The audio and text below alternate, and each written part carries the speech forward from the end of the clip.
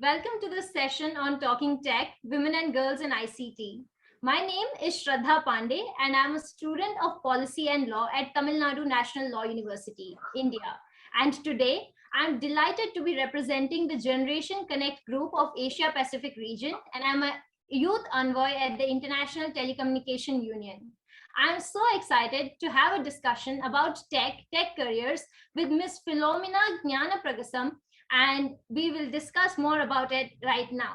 To kick off this session, I would like to start by asking Ms. Philomena a few questions about our interest in ICT and her actions in ICT. So I'm going to directly dive deep into the questions that we have for you, ma'am. Our first question is, can you tell us more about your current position in the Asia Pacific Institute of Broadcasting Development and your journey in technology and role in supporting tech media and content industry? Thank you, Shradha. So AIBD is the Asia Pacific Institute for Broadcasting Development. It has 100-odd members. They're mostly media, and then we also have universities, and also we have service providers as well as technical companies and so forth, which are in part of the membership of AIBD. So it's a huge media body, Asia Pacific, Africa, Europe, and even Latin America, Russia, they're also part of the membership.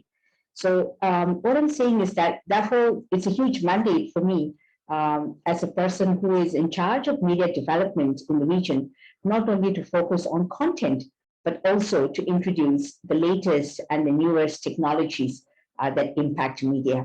So that's my job, basically, as a CEO.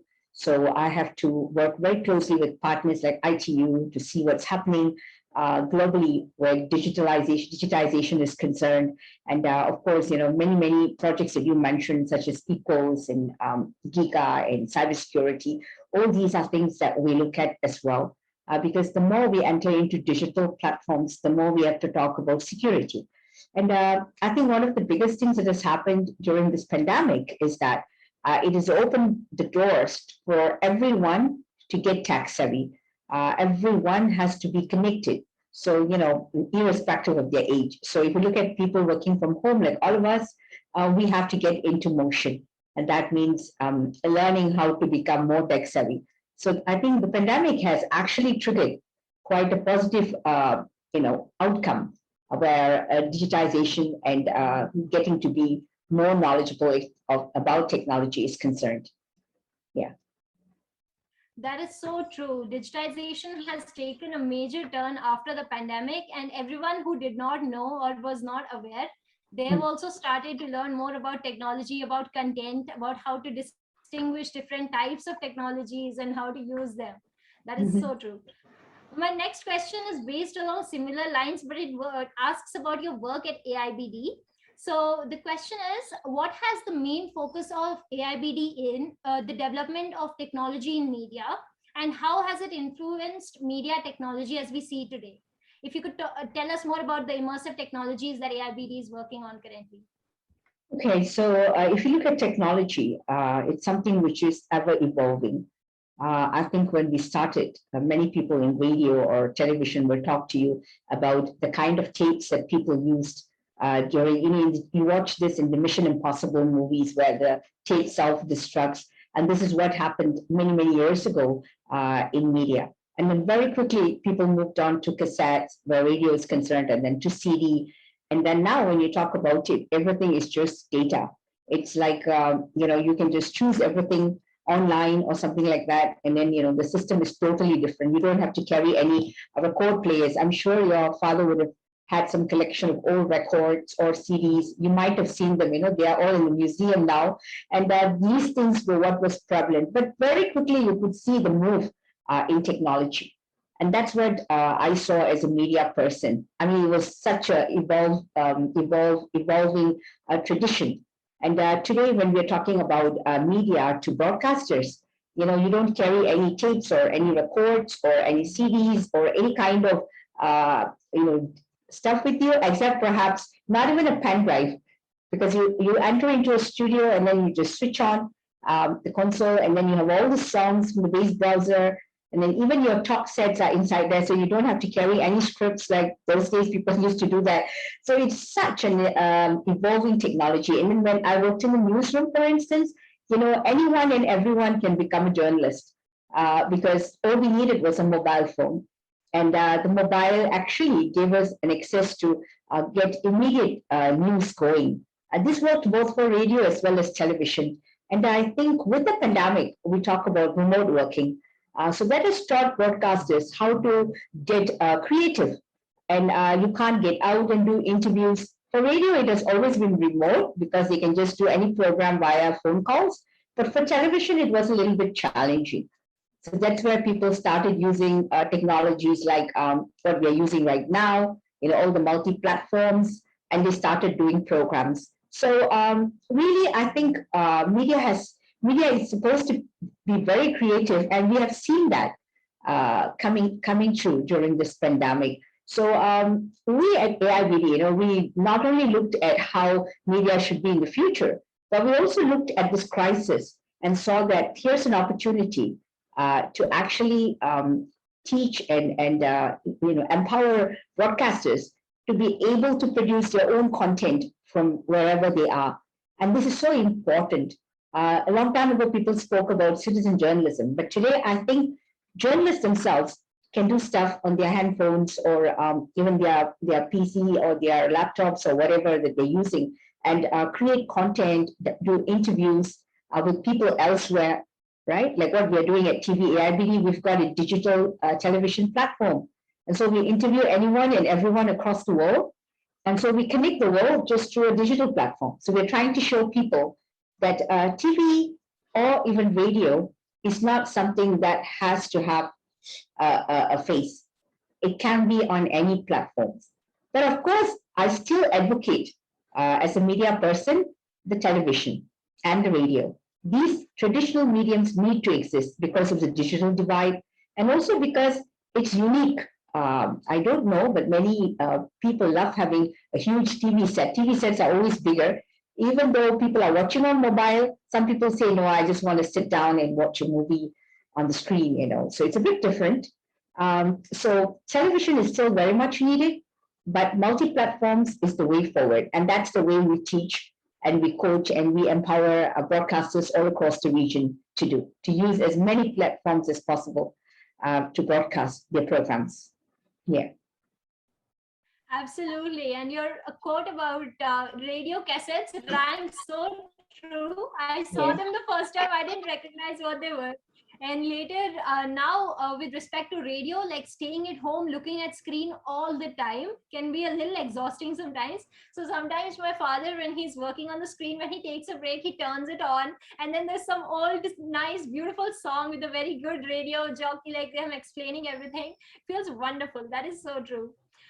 With respect to the same actions of AIBD and your immense work that has been going on, I would like to ask you about 2 or 3 specific things that AIBD and you have done in the past that you're immensely proud of, that the world should know. That's a very big question. Okay, so I've been a director for the last 2 years now. And for me, it's about empowering people about media, telling people why media is so important. And Shradha, I think you've seen this during the pandemic. More than anyone else, I think the media people are the frontliners. They're the ones who've been bringing the story of people who've lost their lives or what's happening with the pandemic. I mean, you've got to watch, being locked down, people are watching news on TV or listening to the radio to get the accurate information. Because also during the pandemic, there has been a lot of infodemic. That means a lot of fake news, disinformation, and maybe it's not the right story. So people want to hear things like this from the horse's mouth, and they want to hear the truth. So that's where media became the bearer of truth, and it became so strong during this pandemic. And I think that is something that we leveraged on. And people always say that radio and TV will get out of fat and it will disappear with time. I think in pandemic and also in other disasters, we have seen, for instance, how traditional media plays a crucial role. I'm not just talking about traditional media as per radio and television stations, I'm also talking about community radios. I think in India, in Nepal, you would see a lot of community radios. And these are people who work with the grassroots. And they have direct connectivity and they're able to influence. And now with things like community network, right? They're able to get information as well. So this is so important to keep empowering media and to understand that media is the fourth estate. So even though you might have all these digital platforms, you still need traditional media because it is the fourth estate. It is the estate that holds the truth, and it is supposed to be neutral. And that's something that I'm advocating, the role of media, and also looking at making sure that people in media or in the traditional industry don't just lose out, but find innovative ways to improve their radio or TV stations or their programs, right? So one of the ways, of course, is to introduce new immersive technologies, new things that can be embedded inside their programming. And with so much that's there in the market, with these AI technologies that we have, people can incorporate all this and create user-friendly and a lot of interesting content that can excite people. Because I think human beings, they always love to see new things. And so we have to come up with new techniques, employ new strategies, new technologies that can actually enhance traditional media. So my mission is that, and I think ITU is also working on the future of TV and so forth. So we are trying to support all that because these are novel efforts, and traditional media is very much important, and the pandemic has taught us that. So I just want to go a little bit to schools, because many children have fallen out of school during this pandemic. Some of them have no connectivity, and they're not able to attend school virtually, right? So the education has been halted in many cases. So I think children are the ones who are suffering quite a lot. So this is where radio or television education, TV, can come into play. And as I sit as director, I just want to say that there are countries, for instance, like Sri Lanka, India, all right? They've started coming up with television channels, education channels, and these are the way forward, perhaps, because not everyone has connectivity. And until that becomes real, TV still plays an important role, especially in this area, Shradha. So these are some of the new things. And I think our success story of traditional media can be seen during the pandemic with our health communication manual. Because if you look at all media, whether it's social media or whatever media, people were generally talking about only about number of people who died or how many cases per day. That's all you hear on radio or TV, or even the newspapers carry that, or even social media. But nobody tells you what exactly to do, or it was in the initial stages. People were lost about this pandemic. Even the broadcasters, the journalists didn't know what to do. So they didn't know what to report or who to get in touch with. So this became a problem. So what AIBD did was we started this Asia Pacific data sharing. So people in Malaysia, for instance, were able to interview Dr. Randip in AIMS, for instance, any expert across the world in Geneva or anywhere we could get through this data system. And so there was great sharing, and broadcasters began to get more excited because all the while, if you look at television or radio or any other medium, the news that gets most highlight is always crime or politics or these kind of economic news, perhaps, which are important. But what's also important is health and science reporting, which I think we all should be told. After this pandemic, we all started finding out about the different kind of viruses, which otherwise I don't think any one of us know about. Yeah, so the pandemic has taught us various strategies that need to be employed and why traditional media is so important. Right, that is so true. With respect to the information about the interviews that were conducted of major health leading personalities in the field of health, that was so important because we were all worried about the amount of news, like, bleach news and everything that was going on, all the information that was spread. So this was a very important factor. Moreover, one other factor that I came to know about during my research when I was looking into your profile and everything was the community radio. like how much it has impacted. Usually in most of our discussions, we end up talking about community networks in terms of internet access, but community radio and how much information it gives to people who cannot really afford internet access. So inclusion in a way is carried on and it's completed at the ground level through these community radio networks and such other networks. So that Yes, was so true. absolutely. Yes, true. Right. Yeah. So, since the series is about girls and women in technology, do you have any career or tech advice for girls and younger women in tech? I think it's so important for women to be involved in tech. And I'm glad that the ITU is actually undertaking this and getting young people like you to, interview women and, share these role model experience with others. Because, of course, there is such a thing as STEM in schools or in many, many countries that are coming up with these ideas of getting women into tech. But I think women themselves need to empower other women. So I suppose that this program aims to do just that, because you need to see real life women at it to understand why we should be involved. And I think all women and men, actually, we're looking at balanced gender, need to have equal access to affordable and quality technical, vocational, tertiary education, including university. So I think that's one of the SDGs requirements in the SDG, right? And there should be no discrimination against women or girls in technology. Like at one time, when a woman is an engineer, I wanted to be an engineer actually.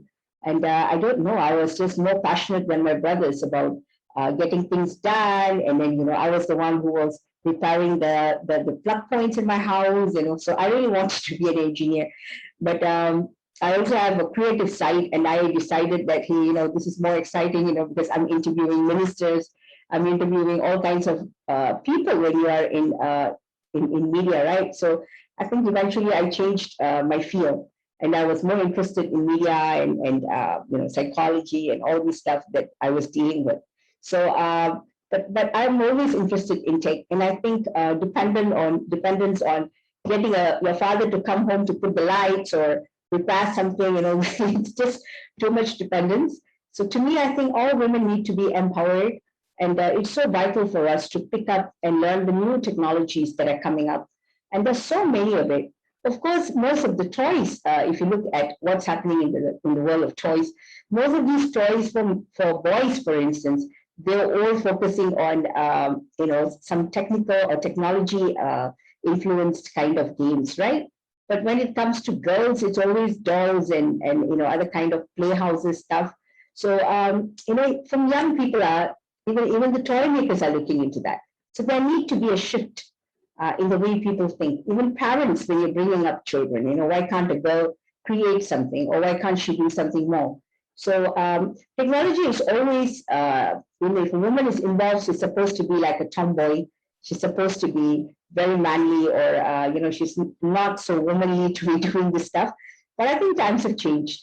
Like I always felt that I should learn how to repair the car and know about the car before I drive it, so that I don't get stranded. So I used to read stuff like that, and even though I'm not an engineer, so I read as much as I can. And now that I'm handling media, I think I'm looking at all the new technologies that are available, because you cannot only talk about content. Neither can you only talk about engineering or technology or new media stuff and all that. No, it's all together. But I think that today, if we are to go forward, technology is the most fastest evolving thing in the world. And as we sit at the brink of the fourth industrial revolution, I think there's so much that need to be done. And women should embrace this, take up jobs in cybersecurity, take up jobs in the sciences, and go for the challenge if we want to be equal. Yeah. Absolutely. I could not agree more. That is so well put about women contributing and taking up the challenge and seeing it as a challenge as opposed to seeing it as an obstacle, which is what you did. So I wanted to ask you one question regarding the inclusion of girls at the high school and at the college level into the ICT and into AIBD. And if I wanted to ask you if there are any opportunities for girls at like a school level or a college level to engage with organizations such as AIBD? And if you can share a little bit about that. Yeah, that's an interesting question, Shradha. So AIBD has an internship program as well. So we encourage girls as well as boys who are interested to come into our programs and join us as an intern. So they can become an intern, and so they learn.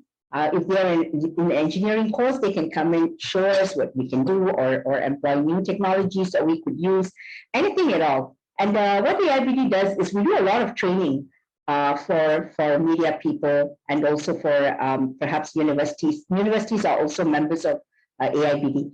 So we have some universities in India and also in Malaysia who are members of AIBD. And so the students themselves come into our programs, or they create new stuff using new technology, which we actually showcase and we encourage. So there's a lot of encouragement there. And I'm the first woman director of AIBD. You know, it was formed in 1977. So after so many years, but interestingly, the men selected me. So it's really an honor to be the first woman to be heading an institute of this magnitude. It has always been a male domain. So, you know, it has been such a difficult task when a woman came in and everyone is like, oh, it's a woman, you know. So sometimes the biggest critics are women themselves. So that's why I feel that women should always empower other women. And be it in technology, be it in media, be it in any field, we should be the ones who embrace and, handhold our own young girls. I mean, that's my intention. So because it's quite a tough thing being a woman, because people look at you and they say, oh, it's a lady, you know, and first time lady. So it's really an honor at the same time, but a challenge as well.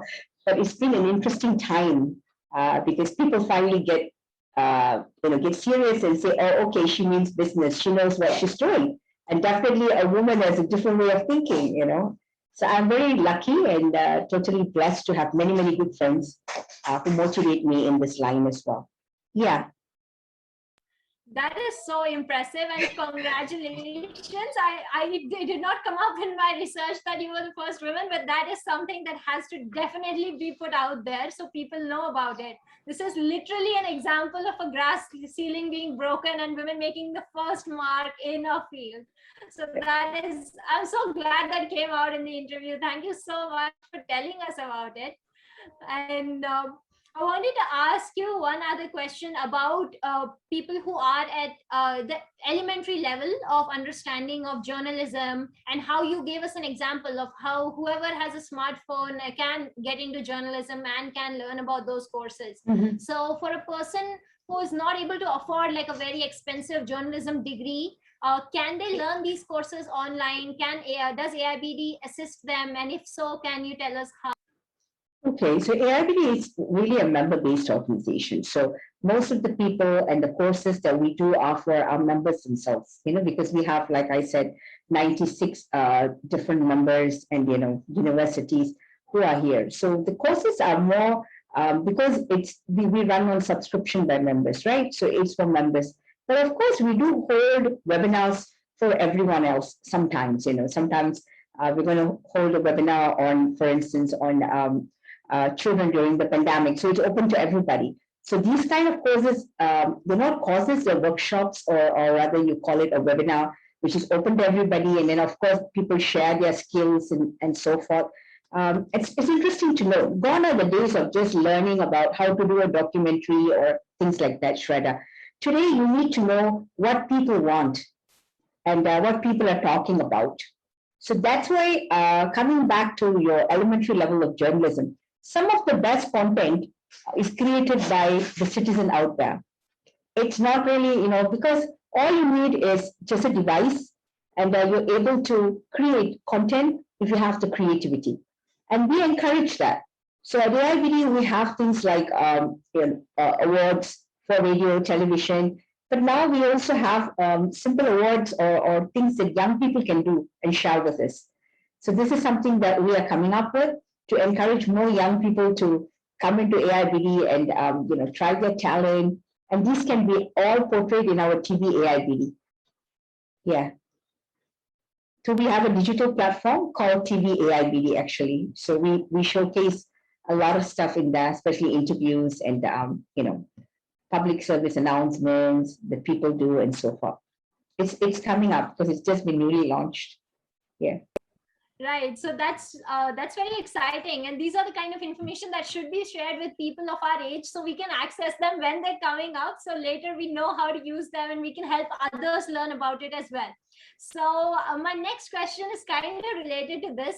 It's asking about the interdisciplinary studies and how Sustainable Development Goals and Asia Pacific Institute of Broadcasting Development's goals align together and how they work together. Can you please tell us about? Okay, that's quite a long question.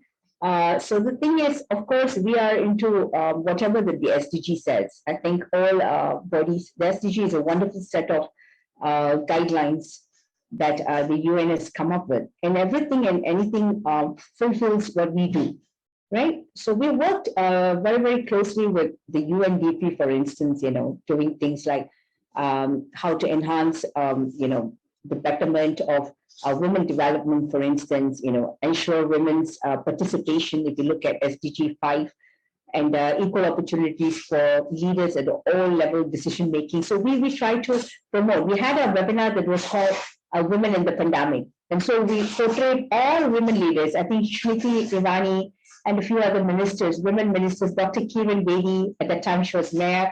So all these people were in our program and they were sharing about how they took a grip of the pandemic and what they did.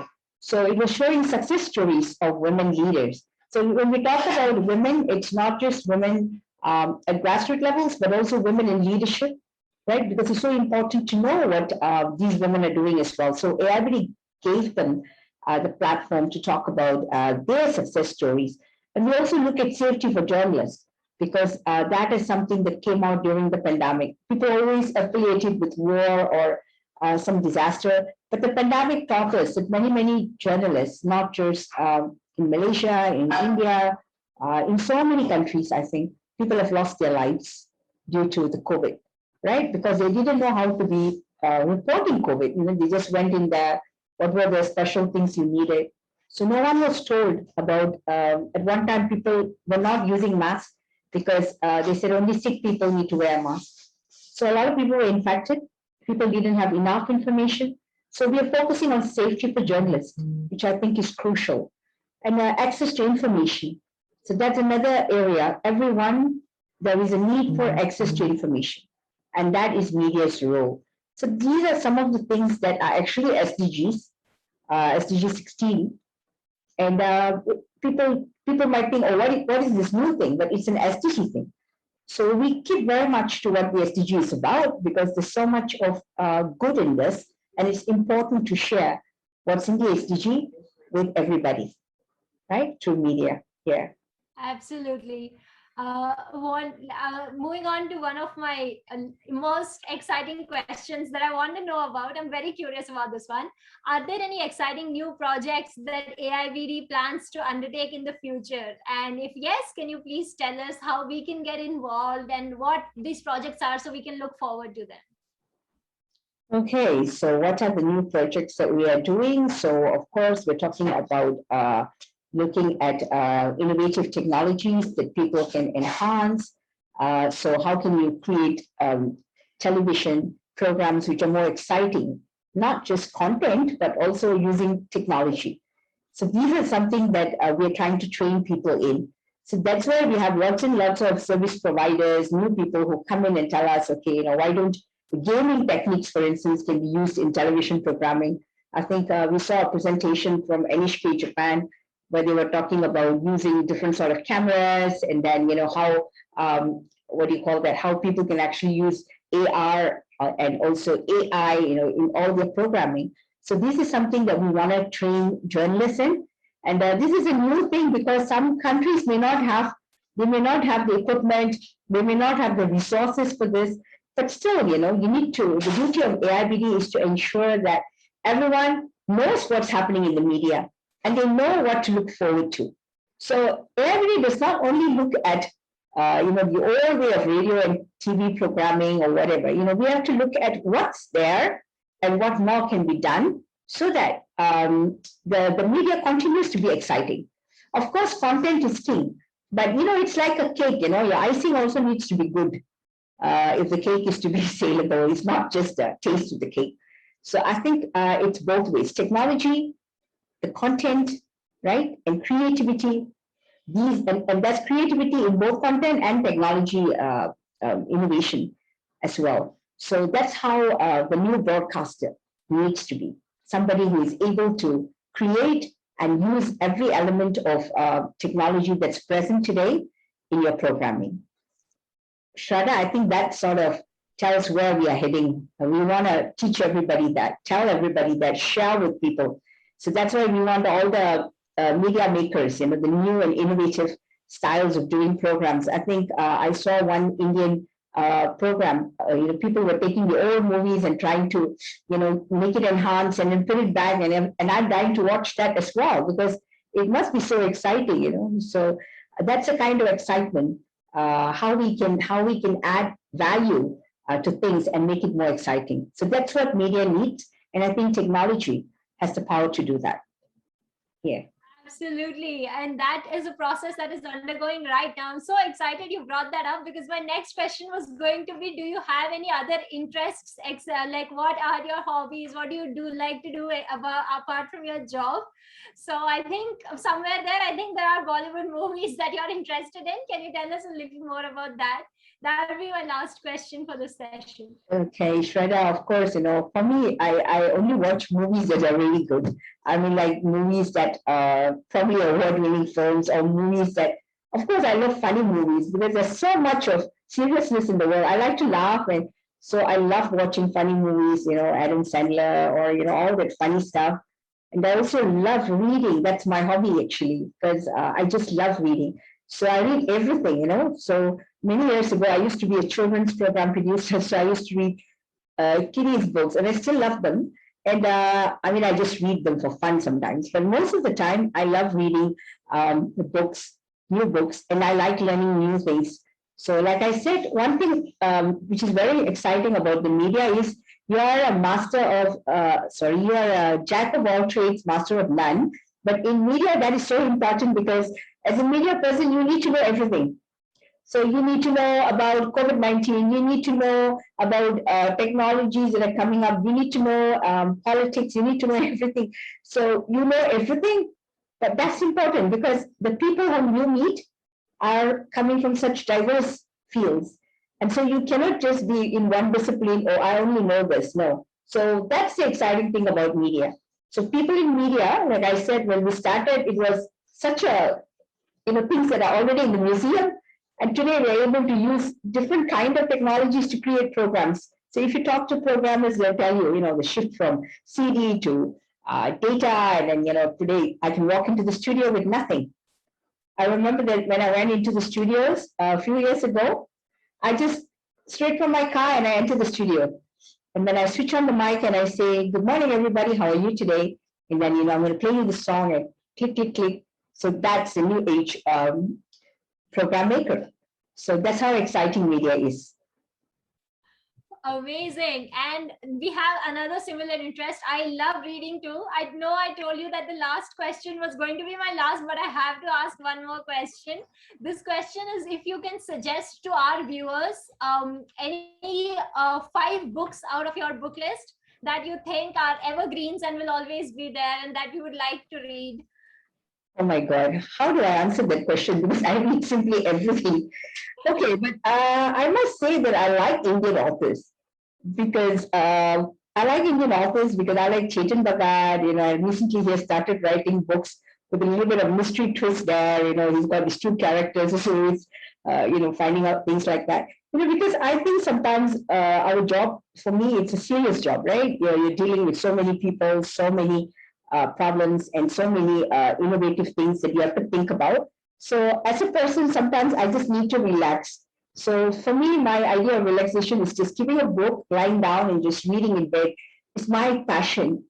So I love that. The other book that I really like, and I think all of you should read, is It's Law of Success. So that's one book that I think is so important. So I read a lot of motivational books. Zig Ziglar, okay? And these books are so important because I think as a leader, or even when I was a student, these books keep you motivated. They give you motivation, and they keep you on your feet. They teach you how to, it's very important to learn from the experiences of others and then try to use them in your own life. So I love motivational books. But nowadays, I also kind of watch perhaps people on YouTube. You have so many on YouTube right now. So I hardly read, I'm into watching this stuff. It's also exciting, but still a good read, motivational books. And of course, I'm very interested in certain kind of technology, but I don't know the author. I do read them, blockchain and stuff like that. But those are just reading materials to make myself better. Like I said, people in the media, you are a jack of all trades, master of none, except perhaps your industry, but you need to know everything. So I won't say 5 books offhand. As in when I like the author, I read. So I read from romance novels to, all kind of books. So I really don't have limits. Yeah. It's as in where my fancy takes me. So I'm not going to say I'm a serious kind of book reader. No, I'm not. But I love reading. Yes.